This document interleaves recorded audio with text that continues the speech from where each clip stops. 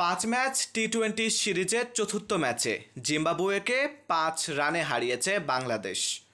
শুক্রবার 10 মে মিরপুর শেরেবাংলা জাতীয় ক্রিকেট স্টেডিয়ামে আগে ব্যাট করতে নেমে জিম্বাবুয়েকে 144 রানের টার্গেট দেয় বাংলাদেশ।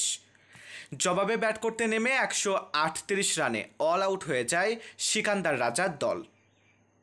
আইপিএল ফেরত পেস বোলার মোস্তাফিজুর রহমান ও অলরাউন্ডার সাকিব আল হাসান চতুর্থ ম্যাচে একাদশে ফিরেই দলে নিজেদের গুরুত্ব বুঝিয়েছেন।